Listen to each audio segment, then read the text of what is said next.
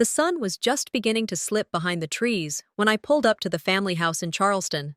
That mansion had always loomed large in my memories. Tall columns, perfectly manicured hedges, the faint scent of gardenias clinging to the humidity. It used to feel like home. But as I walked up the steps, suitcase in hand, all I could feel was the distance.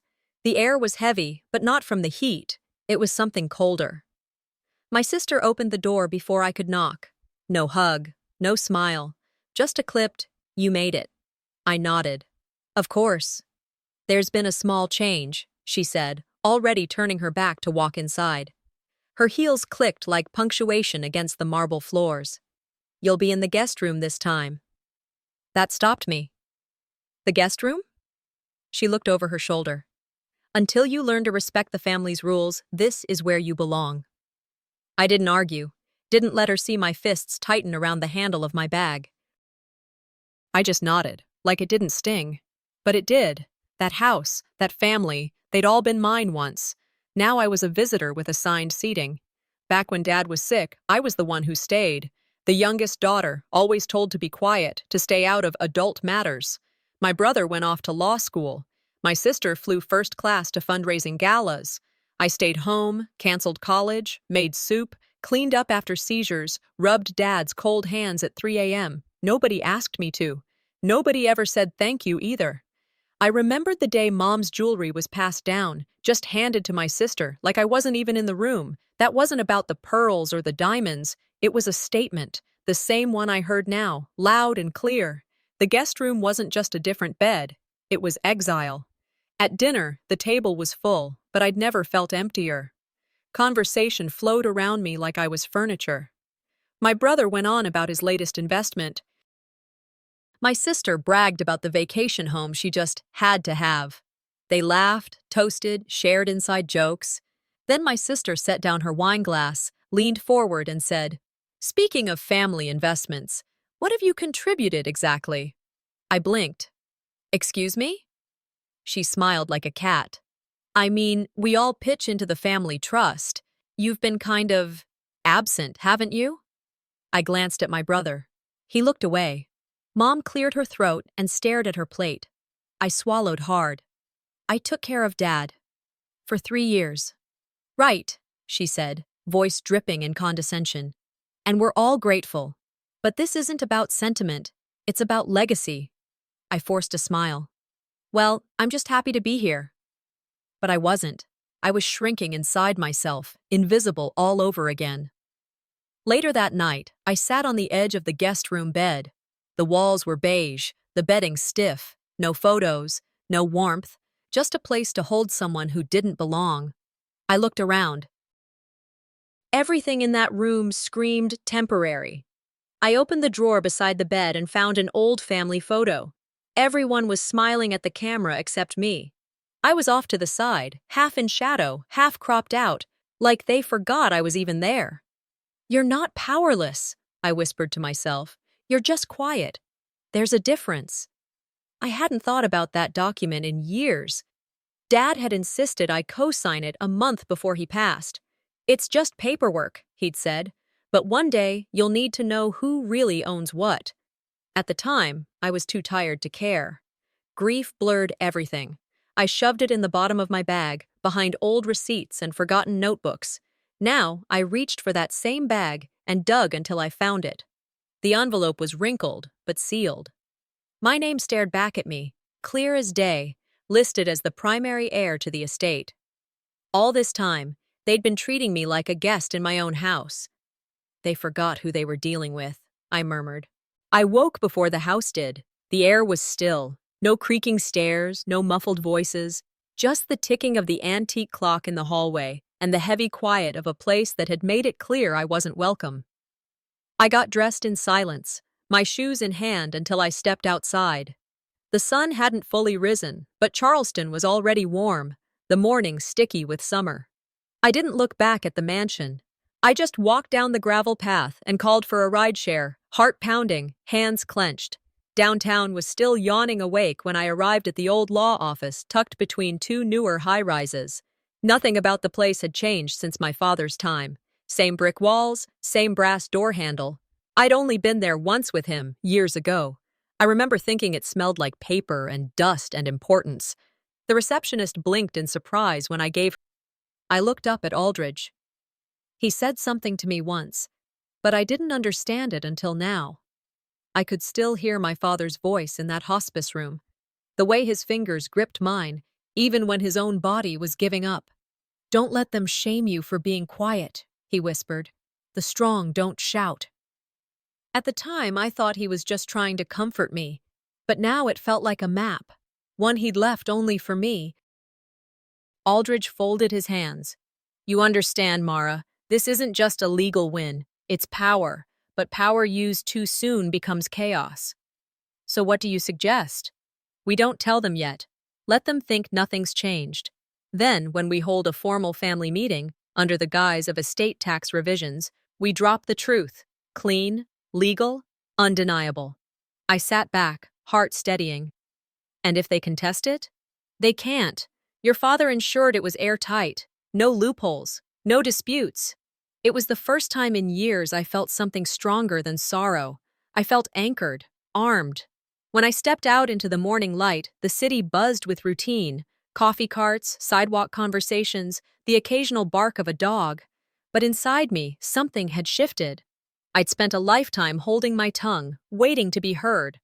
That era was over. I wasn't looking for a fight, but I sure wasn't afraid of one anymore. I rehearsed the lines in my head, simple, unshaken. "This is what the law says. While this is what he left, this is what I will honor. No more pleading to be accepted. No more asking to be seen. They would see me now, whether they wanted to or not."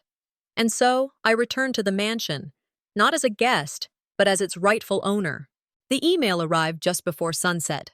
A formal subject line: "Urgent estate review. Immediate family attendance required."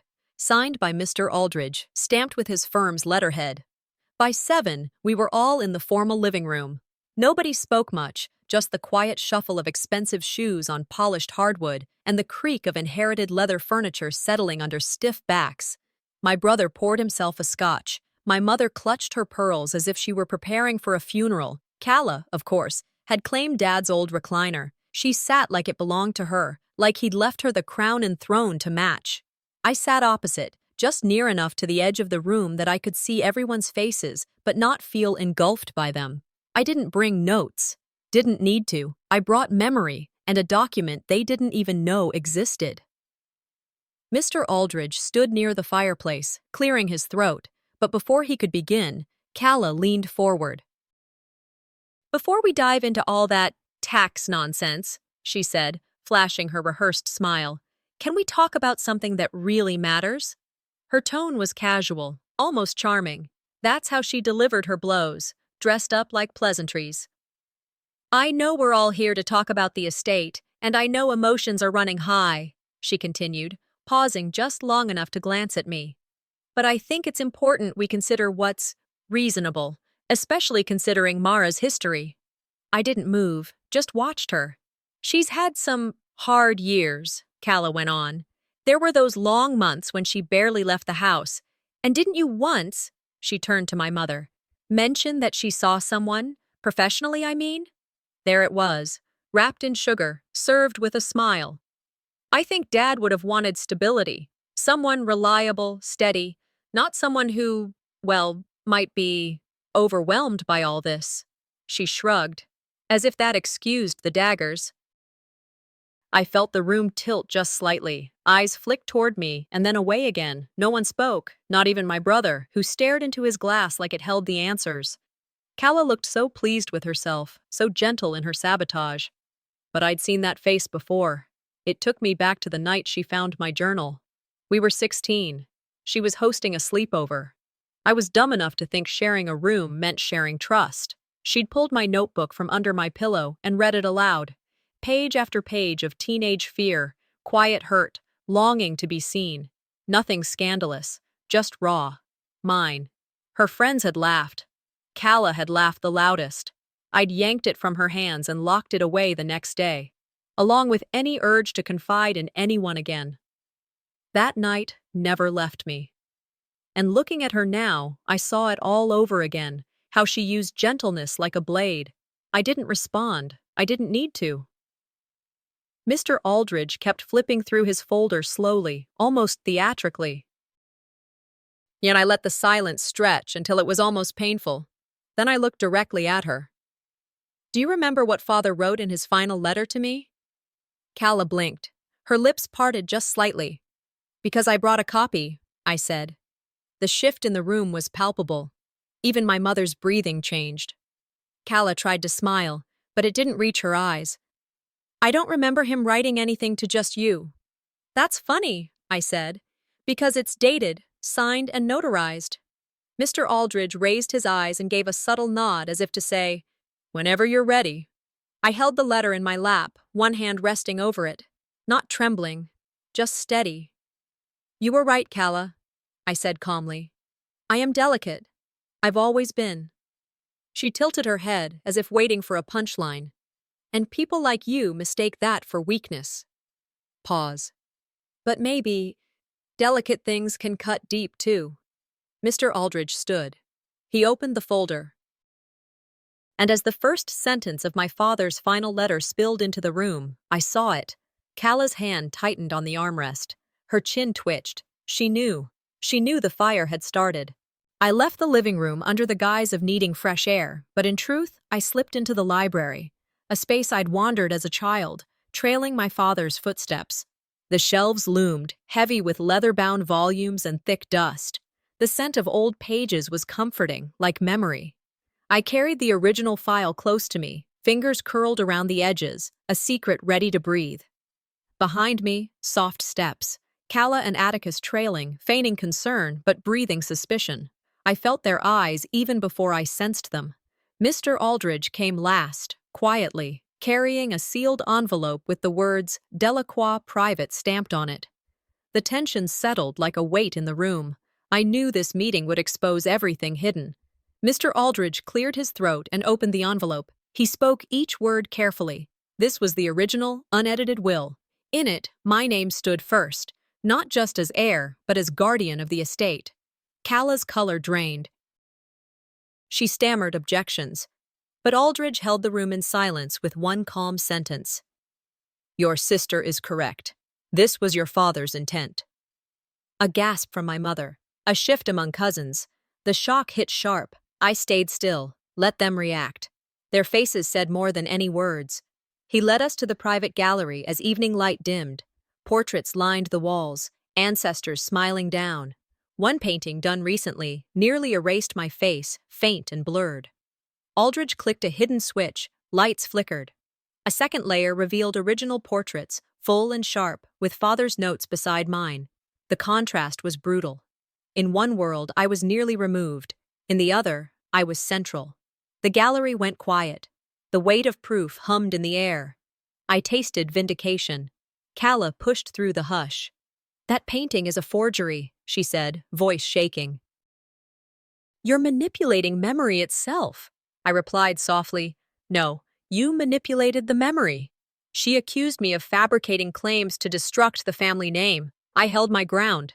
Quiet, steady. My presence now outweighed her words. Mr. Aldridge nodded subtly. Our proof was stronger than her lies. Later, I stood alone before the restored portrait, me and father, side by side. The gallery lights dimmed behind me. I remembered nights when I questioned whether I was worthy, whether the silence I kept made me less. Now I saw that truth had weight. I whispered, "You can erase me from portrait, but you can't erase what's written in his hand." I pulled the original envelope close and left, stepping into the corridors with purpose and resolve. Late Sunday morning, the sun threw shadows across the patio, like it was trying to hide something. The long tables were dressed in white linen and flanked by mismatched chairs pulled from every corner of the mansion. It was our version of keeping up appearances.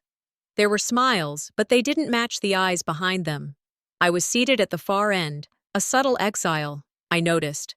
They wanted me present, but out of the frame. A neighbor was there too, someone from down the street, invited not for her charm, but for her ability to witness our performance. She chatted with Calla like they were close. They weren't. The whole thing felt like a play I hadn't auditioned for. I sat quietly, sipping my coffee. Nobody mentioned the gallery. Nobody mentioned the will. Nobody looked at me for more than a second.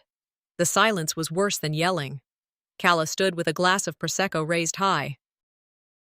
To family, she smiled, and to knowing one's place. Then, with the soft cruelty she'd perfected, she told a story from our childhood, a lemon tart. I'd cried when it fell on the floor. She spun it, said I'd thrown a fit, claimed I'd wailed for hours over pastry like a child with no control. People laughed. Even my mother gave a strained smile. The sting wasn't the story. It was the way she weaponized memory. She made my childhood softness into a spectacle, into proof that I was fragile, difficult, attention-seeking. I felt the flush creep up my chest, but I didn't move. Not at first. My hand of the altered paintings, timelines, email records, a certified copy of the will. I wasn't waiting anymore. I was preparing for collapse. As I crossed the hall upstairs, Calla stepped out from the study. "Still playing victim?" she asked, her mouth curled. I didn't slow. I smiled, the first real one in days. No, just documenting the final act. The morning hit like a slap. My phone lit up before dawn, buzzing, vibrating, flashing like something urgent was breaking loose. I blinked at the screen, still half asleep, until I read the headline. Delacroix heiress under investigation for forgery and fraud. The Charleston Chronicle had plastered my name and photo across their homepage. Local morning shows followed suit. They used a picture from years ago, me at a gala, smiling with a glass of champagne in hand, framed to look smug, guilty. The quotes came from anonymous sources, of course. Claims that I forged legal documents, manipulated inheritance terms, and misled authorities. My chest tightened. I knew that voice behind the curtain. I could almost hear Calla's whisper from last night. "You'll regret this." She hadn't just declared war, she sent it to print. Calls rolled in. Not from supporters, from friends backing away.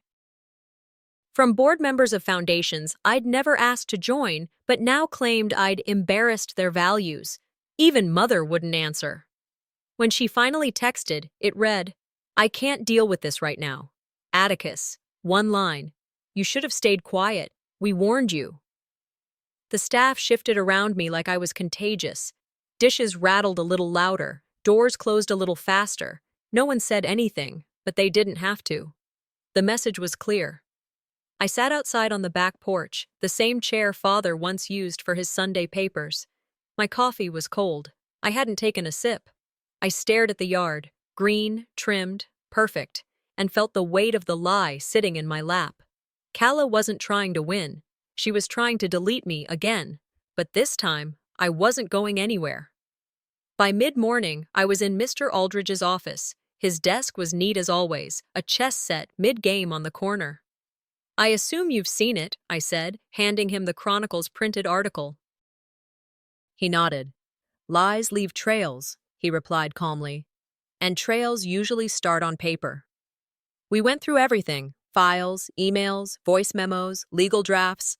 Nothing out of place until I saw it. A draft email sent from Calla's assistant to a known reporter. 2 nights ago. It contained fabricated timelines and statements, matching the exact language in today's article. Her assistant had signed it. I didn't smile, but I breathed, long and slow. She never thought I'd look this deep. "People like her count on noise," he said. "You just brought a flashlight." Later that afternoon, I found her in the garden. She was lounging in Father's favorite chair, of course, iced tea in hand, oversized sunglasses on like she was shielding herself from accountability. "Beautiful day," she said, not even glancing at me.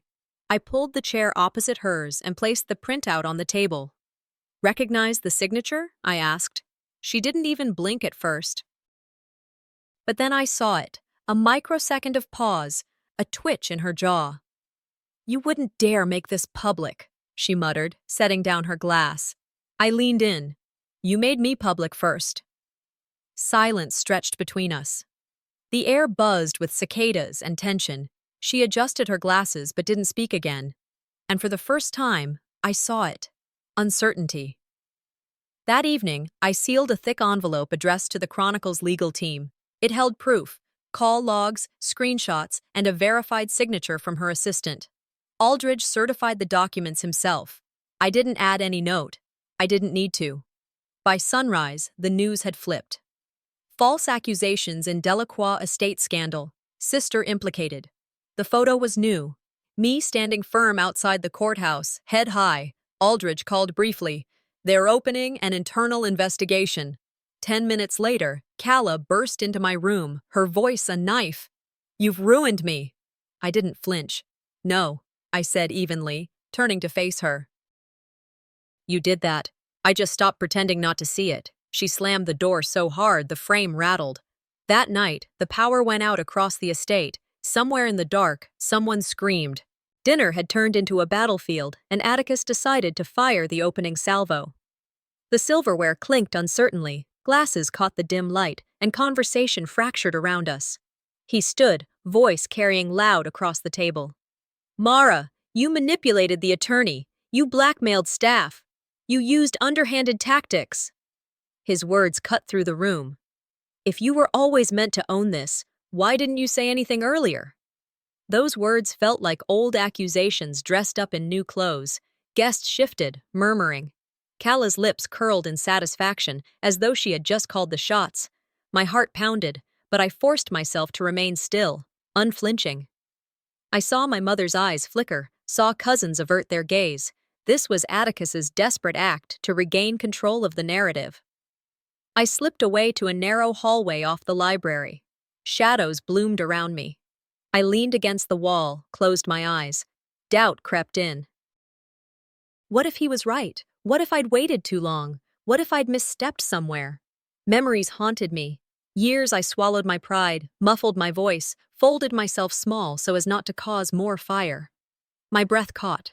Tears threatened. Yet underneath it all, a tremor lodged itself deep in my bones, a spark of refusal. I whispered into empty air. You can't scare me with your accusations. You never had the right. The words shook me, but despite the fear, I felt a shard of clarity. This wasn't about proving them wrong. It was about proving me right. I couldn't stay inside. I slipped into the night. The mansion's halls were quiet, the lights dimmed. I moved through the corridors until I reached the garden. I lay on the grass under a wide sky, no roof above me, nothing between me and the stars. The cold earth pressed against my back. I thought of Father, how he'd said quiet people carry storms.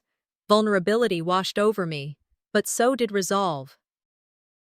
My fight was no longer to belong, it was to stand. By dawn, I slipped back in, retraced my steps to my quarters, and gathered my thoughts like weapons. I reviewed every document, every email, every whisper. The dossier I'd compiled grew heavier, enough to shatter facades. I drafted a press release, a legal notice, and a family-wide announcement that would bring the hidden into the open. I sent a message to Aldridge. Ready, do it now. The house felt breathing, uneasy, waiting. Morning light crept through windows. The estate stood silent, as if holding its breath. I walked into the hallway where Calla lingered. She met me with a challenge in her eyes, but I met it with calm, tempered strength. The war had just begun. The estate glittered under chandeliers, dressed up like nothing had ever gone wrong. Guests floated in, dressed to impress, their laughter shallow, eyes scanning for power, gossip, opportunity. The ballroom smelled of roses and old money, polished to hide the rot. This was their version of unity. Verena's brainchild, a gala to celebrate a lie. I didn't walk in through the main entrance. I came in through the back, plain dress, hair pulled tight, head down like a staffer. Nobody noticed. That was the idea. Calla stood at the head of the ballroom like she was born there, smug, controlled, gloating just beneath the skin. Her smile curled with each handshake. I passed security without a glance. One waiter gave me a second look, then looked away. The walls hummed with whispers. My name flickered like static, not spoken, but felt. I took my place near the far wall, waited. Calla raised her glass before dinner. The room dimmed slightly, spotlight catching her just right.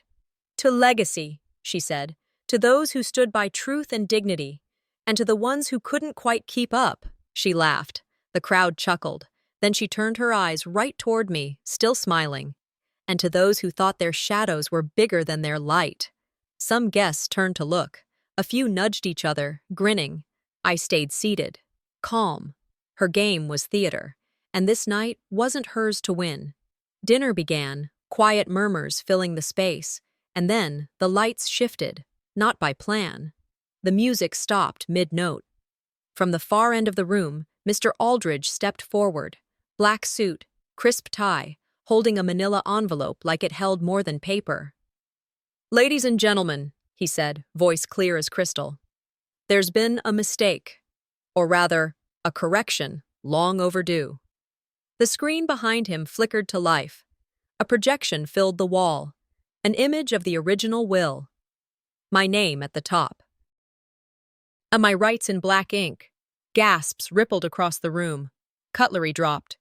A woman in blue murmured, "Oh my God." Calla didn't move.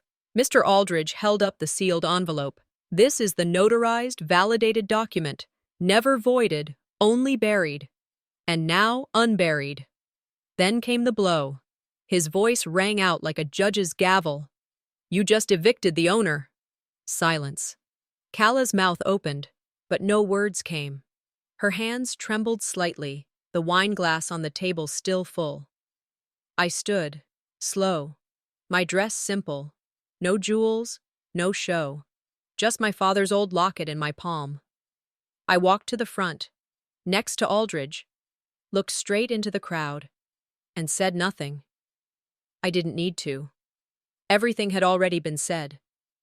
The room split, not physically but emotionally. I could feel it. People no longer sure which side to stand on.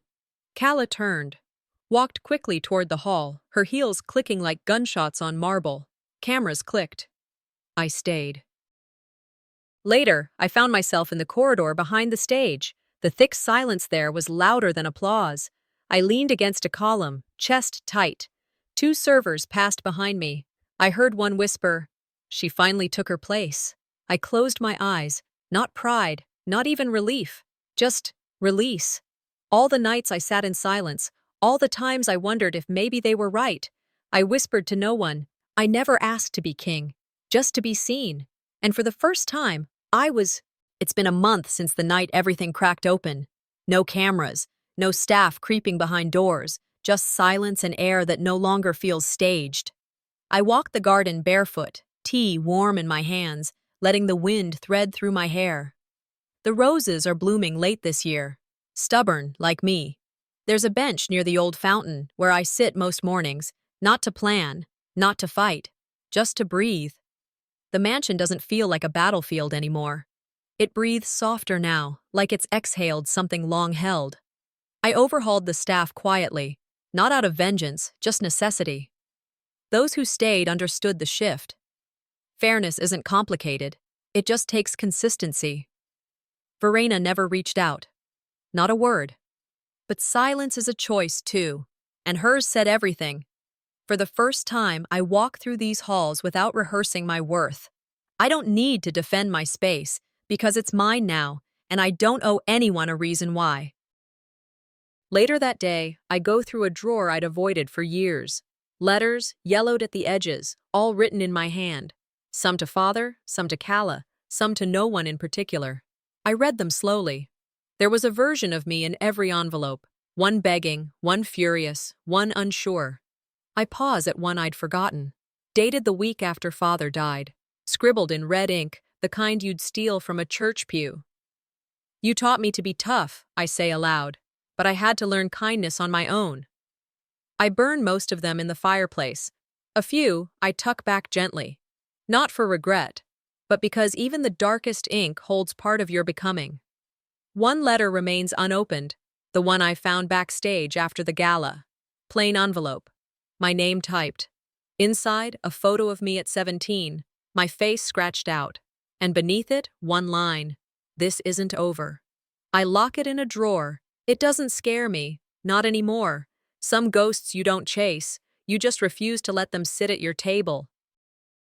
A week passes. Then, on a quiet afternoon, Aunt Ramona shows up. No call, no warning. Just standing at the front door with her hands folded like she'd been here all along.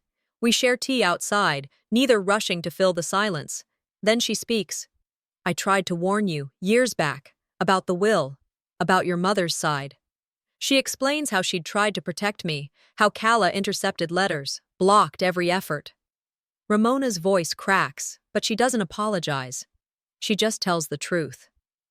You weren't weak, she says. You were outnumbered. She offers to help, real help, not pity wrapped in condescension. A mentor, a partner. And for the first time in a long time, I nod.